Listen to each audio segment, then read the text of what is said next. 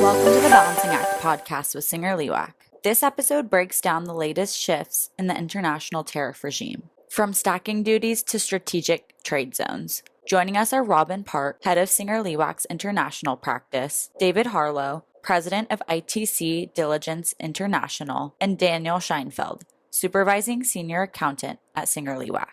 Let's dive into these changes and see what they mean for global strategy. Welcome, everyone. Thank you for joining today's podcast presented by SingerLewak. And today's topic of discussion will revolve around a very timely and relevant issue that impacts not only U.S. companies, but companies across the world. And I am specifically referring to President Trump's tariff policy or regime, which has really dominated the news headlines here for a greater part of 2025. And so we will talk in more detail about this important policy under the Trump administration. Again, my name is Robin Park. I'm a partner here at SingerLewak and practice leader of the firm's international practice, with a specific emphasis on direct and indirect taxation as well as transfer pricing.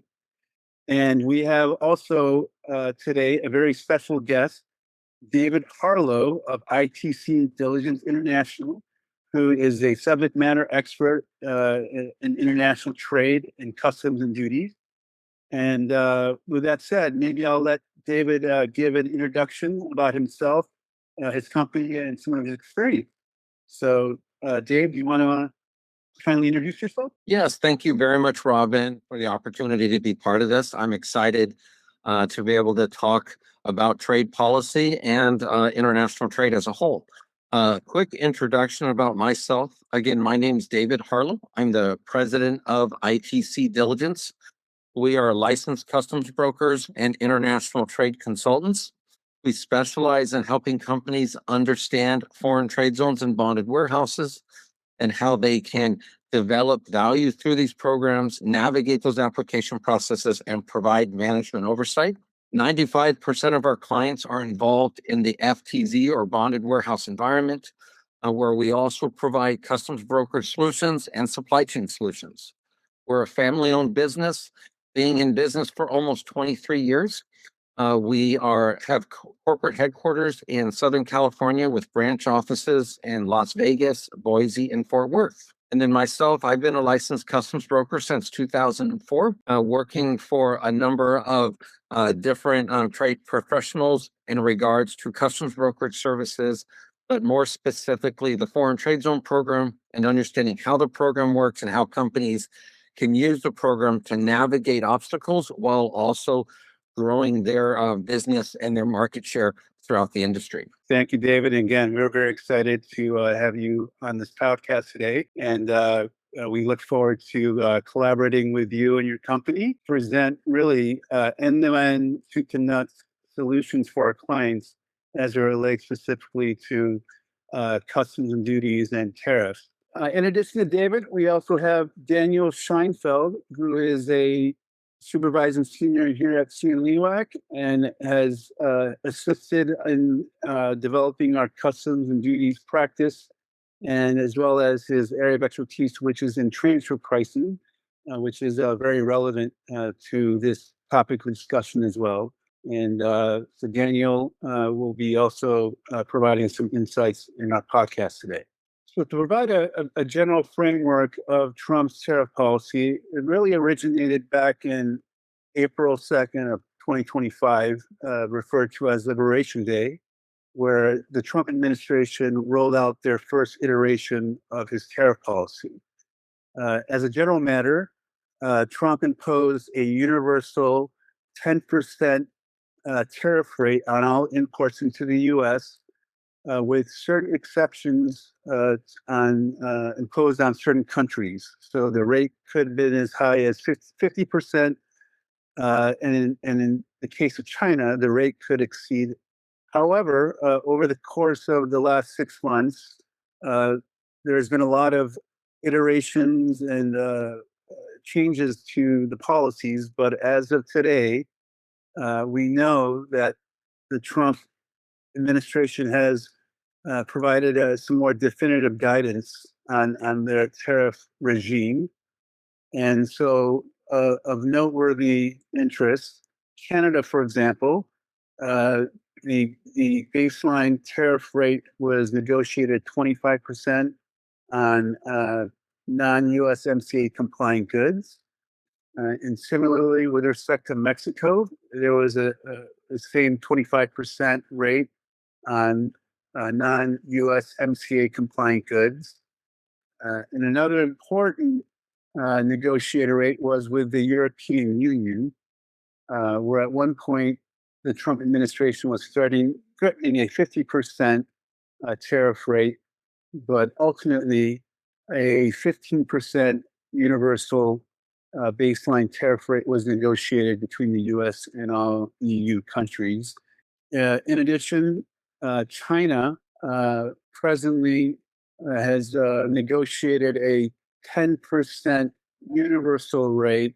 However, if there isn't any further movement to a mutual agreement on the tariffs and retaliatory tariffs, Trump has stated that if no deal has been concluded or executed by November 10th, 2025, the tariffs between the US and China can increase up to 145%. Now, with that said, there are certain products and industries where there are carve-out exceptions or exemptions, which are very important to know. So, for example, complete exemptions on certain goods like semiconductors, medical devices, biotech type of products, as well as automobile manufacturers and tier one suppliers. So it is important to understand your industry and to see if there are certain exemptions available to mitigate or reduce your tariff exposures under this regime. Now, some of the policies behind the Trump tariff regime was really initiated by the perceived disproportionate trade imbalance between the U.S. and its trading partners. President Trump, from the very beginning on his campaign to a second term to the U.S. presidency, made this a very important issue of really making the trade imbalances more equitable between the U.S. and its trading partners. So I believe that was a very big component of the underlying policies behind Trump's tariff regime. And ultimately, a lot of us believe that the tariff regime was really a negotiation ploy to bring all of our trading partners to the table to negotiate significant inward investments in the U.S., whether that was onshoring more manufacturing capabilities here in the U.S., centralizing more of the procurement and general supply chain functions and logistics within the U.S., which in turn could result in higher U.S. employment and profits to be derived here in the U.S. And it was also enacted to really incentivize companies, both U.S. and foreign, to really establish or to view the U.S. as its main manufacturing and distribution and trading hub. And another consideration was to strengthen the national security of the U.S. on certain products that are being exported and imported into the U.S. And it was expected the tariff regime to generate up to $600 billion annually to the U.S. government. And this was viewed as a means to help offset some of the tax cuts that was enacted back in July under Trump's One Big Beautiful Bill Act, which really didn't include too many revenue generators for the government. In fact, I would say that it was very taxpayer favorable. So as a way to help recoup some of those revenues that the government lost through the OB3 tax change, the Trump administration really saw their tariff policy as a way to reconcile those differences by, again, generating, which is estimated to be about $600 billion annually through these reciprocal tariff policies. It has also presented a lot of disruptions to companies' supply chain structures, and it also has added unintended consequences of excluding the U.S. in certain global alliances, because as a result of Trump's tariff policies, there have been a lot of countries that have joined together to create their own type of alliances and fiscal policies, namely the BRIC countries. So there has been some unintended consequences due to Trump's tariff regimes.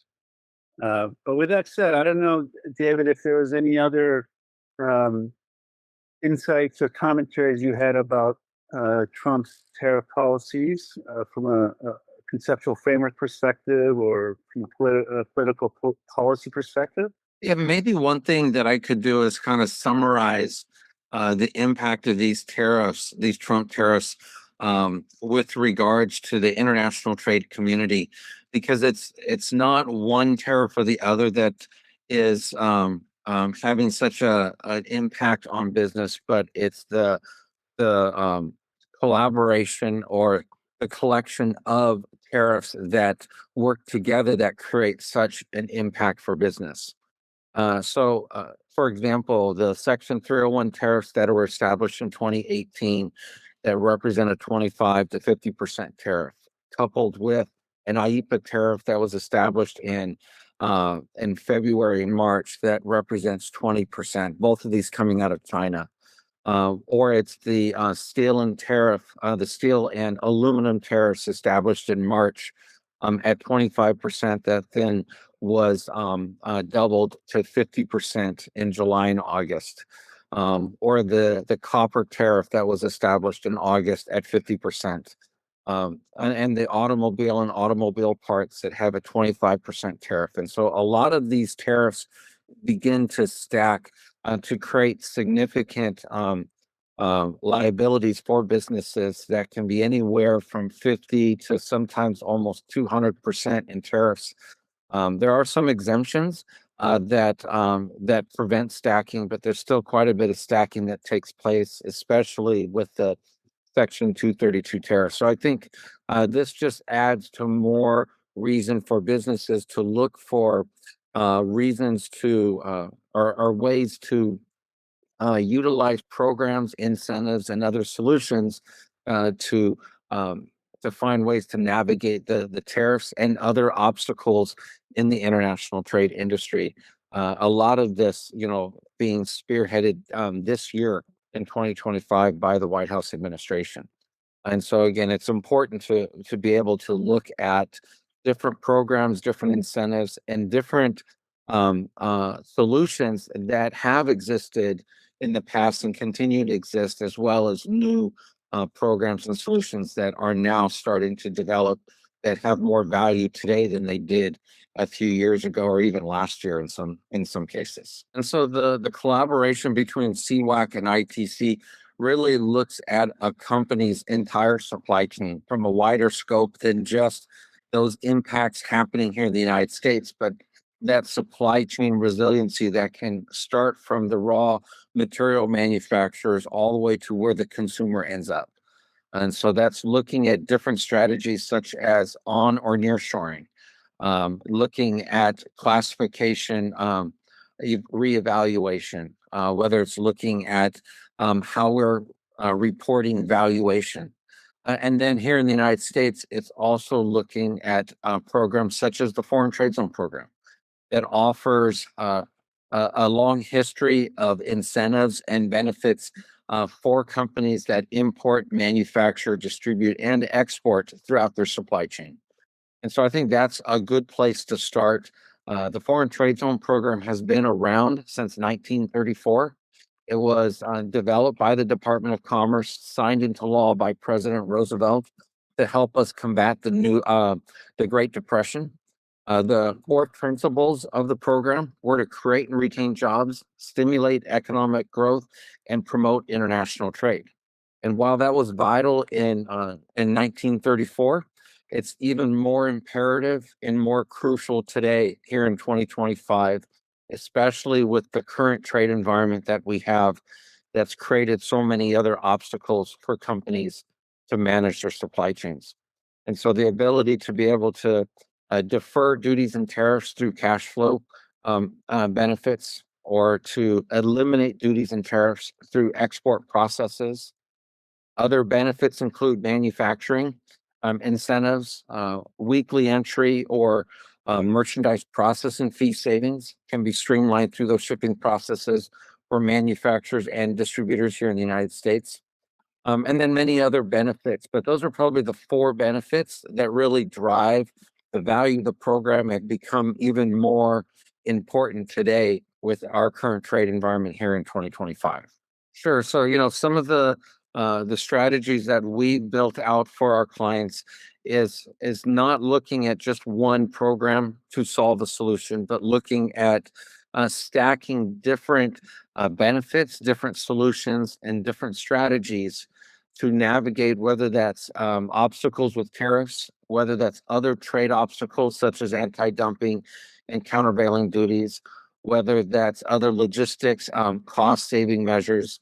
And so it's really looking at that holistically on how we can use a foreign trade zone program that's coupled with a first sale concept that's also stacked with utilizing periodic monthly statement through, which is an existing program with customs, while also looking at, are we classifying our product correctly? Are we reporting our value correctly? Are there more efficient ways to do that?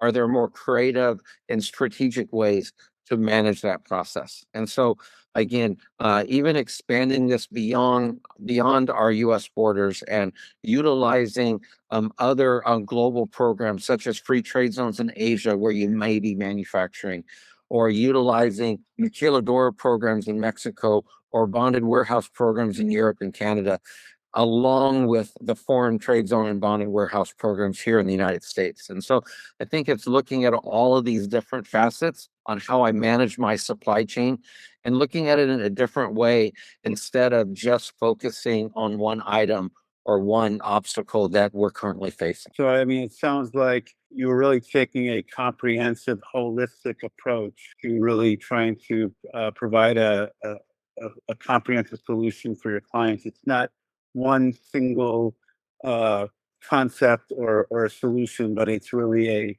a whole repertoire of different strategy or solutions to help, again, mitigate or eliminate tariffs in general. Absolutely. And so, one of the terms that gets used loosely here in the United States is the terminology of a bonded warehouse program versus a foreign trade zone program. And a lot of the bonded warehouse programs is what's more common. It's what most companies are familiar with. Bonded warehouse programs have been around since 1803, that offer a two-dimensional advantage through cash flow savings and duty and tariff elimination programs. So these are the same benefits you also see in a foreign trade zone. The difference is the foreign trade zone offers other benefits that go beyond just those two benefits. And so it does create more opportunity utilizing a foreign trade zone.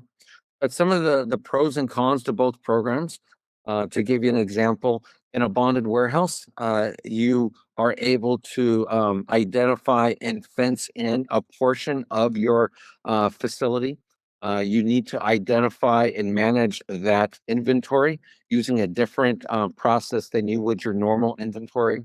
You're only allowed to have bonded goods in that caged area, where you are able to defer or eliminate those duties and tariffs if you export. You do have a limit of 5 years in that bonded warehouse environment. But probably one of the biggest advantages that's gained popularity for bonded warehouses is that duty and tariff rate's determined at the time of withdrawal. This creates a more simplistic approach on what companies are used to, and so that can definitely have a double-edged sword effect when it comes to managing your product in a bonded warehouse environment. As an example, May of uh, on May 1st, if you brought your product into into a bonded warehouse, you would be paying 145% tariff. But by bringing it into a bonded warehouse and deferring that, and here we are today where that tariff rate has dropped down to only 10% now. This is a favorable experience of using a bonded warehouse. But if I brought product into my bonded warehouse today where that tariff rate is only 10%, but come October 20th, when that tariff rate increases to 145%, bringing my goods out of that bonded warehouse, I'm now paying 145%. That doesn't have the best scenario for businesses in that environment. The foreign trade zone creates, yeah, the foreign trade zone creates the opposite effect, though. The foreign trade zone locks that duty and tariff rate in at the time of receipt. So bringing that product into a zone today, locking in that 10% tariff. So when I do pull it out at the end of October, while everyone else is paying 145%, I'm still paying 10%. But that also has a double-edged sword that can have that negative effect. So the two programs, create advantages that sometimes are opposite of each other. And so it's just understanding, where is that trade policy shifting? Where does it make the most sense? Some of the other advantages that are unique to the foreign trade zone is the weekly entry benefit is unique to the foreign trade zone. Manufacturing benefits are unique to the foreign trade zone. The ability to make your entire warehouse a foreign trade zone is unique, as well as being able to have domestic goods, foreign goods, equipment, and supplies can all be in my foreign trade zone without a caged area for the zone. So it creates a lot more flexibility. It allows companies to manage their inventory under one system, as well as maximize the use of their foreign trade zone warehouse. So again, both programs have some great benefits. They also have some restrictions based on your business model and your supply chain versus the current trade policy. So this is why using one program is not the best solution, but coupling it with different programs that create that stacking effect of benefits is the best approach to managing your supply chain in this environment. And David, once the client decides that they want to pursue one of the two approaches, the bonded warehouse or the foreign trade zone, how long does implementation take?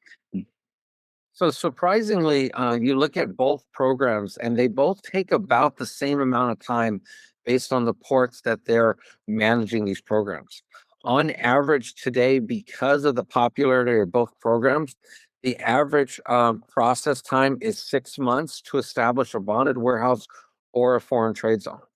Bonded warehouses don't have as many benefits, but they do cost a little bit less with the inherent fees that are required, where a foreign trade zone does cost a little bit more, but does come with more benefits as well. And so one of the ways to manage or to determine which program is the best fit for your business is to go through one thing that we provide is a cost benefit analysis. And for your attendees today and for the guests of CWIC, we've extended a free preliminary cost benefit analysis to help companies understand whether or not either one of these programs makes sense and which is the best fit based on your business model.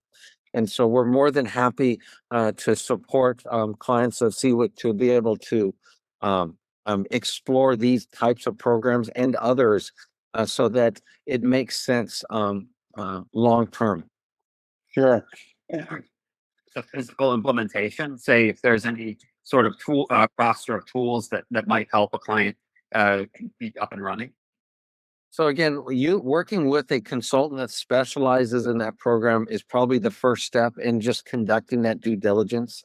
And then that consultant, such as ITC Diligence, we work hand in hand with the business along with CWIC in understanding what those processes are, understanding what the expectations of the Foreign Trade Zone Board and U.S. Customs are, so that we're able to navigate through those application processes as quickly as possible. And so this is a lot of proactive measures, whether it's conducting that due diligence with the analysis, whether it's doing a case study to determine any granular details that you should be aware of from an operational perspective, whether that's conducting preliminary inspections on the security requirements that your current facility has and what those expectations are with U.S. Customs and the Foreign Trade Zone Board. So there's a lot of proactive measures that you want to put in place to make sure that you're approaching the programs correctly and in the best way to be successful with the programs and those benefits. Right. And, like everything, I mean, there typically isn't, a one solution for everyone. And these types of strategies are really specifically tailored. We work with small, medium, and large businesses, including startups, but not all of those different businesses have the same results. And so it's understanding what's the best fit. And so to start with small to medium-sized businesses, they typically may not have the savings that would create a net benefit in using or setting up their own foreign trade zone or their own bonded warehouse. And so conducting that analysis helps identify where those savings may be and whether or not setting up their own zone or bonded warehouse makes sense versus utilizing a third-party logistics company that's already established with the foreign trade zone benefits to offer that to those small to medium-sized businesses. So then the question becomes, where's that where's that line to determine if I should be utilizing a third-party logistics FTZ versus setting up my own FTZ? On average, a business that has 50,000 square feet or more, has $20 million in sales or more, and typically has 10 employees or more, is typically going to see significant savings in using the foreign trade zone to establish their own. But again, that's just a general oversight. That doesn't mean that a small business of 10,000 square feet, 5 employees, and $10 million in sales would not benefit from the zone in a big way. So it largely has to do with 3 things: volume, value, and activity. So again, if I'm importing 100% of my goods, I'm not exporting anything, I have low value product, the foreign trade zone may not have enough savings for that business. But a company that exports, 50% or more of their product that happens to be high value, they're going to see significant savings. So again, doing the cost benefit analysis has such value for businesses to understand your business model and how it can have positive effects through the foreign trade zone or bonded warehouse programs. So we definitely encourage doing your due diligence, working with a consultant like ITC and CWAC to understand those savings, and then taking it beyond just the foreign trade zone program, looking at other facets of your supply chain, other programs globally that can help you on the front end or back end of your supply chain. So like Robin had mentioned, there are free trade zones in Asia that offer significant benefits. There's also maquiladoras and bonded warehouses that offer significant benefits. And so if your customer is utilizing a maquiladora or your supplier is using a free trade zone in Asia, these all at the end of the day have a positive impact in your bottom line and your price point on how you negotiate that with your suppliers and your customers. And then when you complement it with the foreign trade zone program, it adds just that much more value to create that resilient supply chain that we're all looking for. Says we see many small businesses and startups that start working with 3PL FTZ solutions and then end up with their own facility and their own operations. And then even those benefits that they establish are usually phased in over time based on activity. So it's very typical to see a business set up their foreign trade zone program where they're bringing product in, they're entering it into commerce, they're seeing certain benefits such as manufacturing benefits and cash flow benefits. And then after 6 months, phasing in their export program, where now they're able to eliminate duties and tariffs and add that complexity to it. And then it may be utilizing weekly entry benefits. And so just like anything else, we don't jump into the deep end of the pool and we don't know how to swim, but we start in the shallow end, and then we gradually get to the point where we're swimming in the deep end. Same concept when it comes to managing different federal programs like the Foreign Trade Zone, or growing your business from a startup to working with 3PL FTZs to then having your own facility and then eventually having facilities across the country. So again, all of it can definitely be phased in so that it makes sense to your business, financially as well as logistically. There's definitely advocacy efforts to better educate government and businesses on some of the other advantages foreign trade zones offer that sometimes are restricted. And in our opinion, a lot of times they're restricted because of a lack of understanding or a misinterpretation of how those benefits work and how the program works. So a great example of this that's definitely frustrated the FTZ community is the many of the executive orders that establish tariffs also restrict manufacturing benefits in the foreign trade zone environment. And so, so simple nuances or details of the program can have significant impacts when they're not understood or interpreted correctly. So as an example, many of the executive orders restrict goods going into a foreign trade zone, requiring they go in with a status of privileged foreign.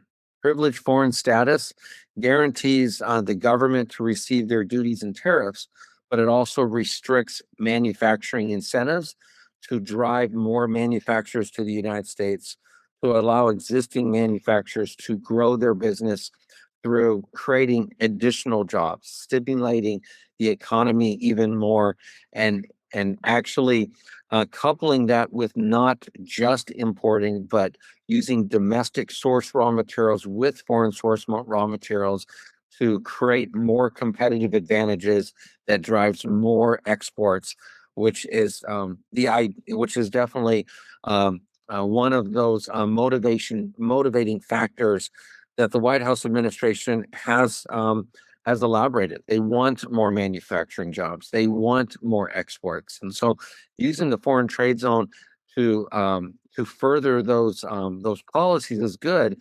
But when the details of the foreign trade zone program are restricted, that definitely derails some of those talking points that we've heard over the last several years. So again, anything that we can do or that businesses can do to advocate more to maximize those benefits the foreign trade zone offers, that turns into economic development benefits publicly for everyone here in the United States. Great. On those lines of what you just said, and this is kind of a two-pronged question. How can SingerLewak and ITC Diligence International kind of stay engaged and educate our clients and prospective clients, with current events and kind of this evolving change in trade policies? And that first prong, and then the second prong is, what kind of advocacy efforts are you seeing? So one of the ways that CWAC and ITC continue to keep ourselves educated and aware of the changing trade policies is really working with trade associations and working with the government and working with your industries, international trade industries, manufacturing industries, foreign trade zone industries, is to make sure that you're up to speed on what those requirements are, what those expectations are, and then what those the policies that are changing, and making sure we're interpreting them correctly and informing our clients when those changes take place. And so, as an example, ITC Diligence is a leader of the Los Angeles Customs Brokers Association. We serve on the board along with the Foreign Trade Association and lead advocacy efforts with the NAFTZ, which is the National Association of Foreign Trade Zones. as well as the ICPA and other trade organizations that really lead those advocacy efforts to really do two things. One, educate and create awareness throughout the industry and the government, but then also to challenge policies that may have a negative byproduct that was never intentionally intended, but has happened nonetheless. And then on the advocacy effort, ITC leads a lot of advocacy efforts in informing our politicians and our representatives in Washington, D.C. of the impact that sometimes these unintended trade policies have on businesses, whether that's manufacturers, importers, exporters, and distributors. And so reaching out to your congressional representatives, making sure they understand the negative and positive impacts trade policies having on your supply chain is extremely important. Being able to sit back and complain about a policy is one thing, but being able to make sure we're talking to the right people to inform them of the impacts of these trade policies, and then also identifying solutions or ideas on how this would make things better for your business, and how, having more access to benefits through the foreign trade zone program and bonded warehouse program can help grow jobs and protect what's been established here in the United States. Well, thank you, David, for providing your insights and expert commentary on this evolving area of the Trump tariff regime. And kind of in summary, for the rest of our audience, as you know, this is a very important issue that is continuing to evolve and develop. The landscape for tariffs, customs, and global trade is rapidly evolving worldwide. And there are a ton of regulations, tariffs, and other trade barriers that are being imposed, paused, or in some cases removed based on negotiations, political considerations, and market reactions. So again, it is continuing to be an evolving process. But rest assured that the SingerLewak and ITC Diligence International team are well equipped to assist you in navigating these uncharted territories. So if you'd like to learn more information of how SingerLewak and ITC Diligence can assist you in your endeavors in exploring ways to find solutions for the Trump tariff regime, please do not hesitate to reach out to myself, Robin Park, or David Harlow of ITC International Diligence, and we will do our best to, again, help guide you through these complex waters and really try to provide you with a end-to-end, full-time, tailored solution that will hopefully optimize your supply chain and ultimately save you cash taxes at the end of the day. And so with that, again, I would like to extend a special thanks to David Harlow for joining on this podcast, as well as Daniel Sheinfeld.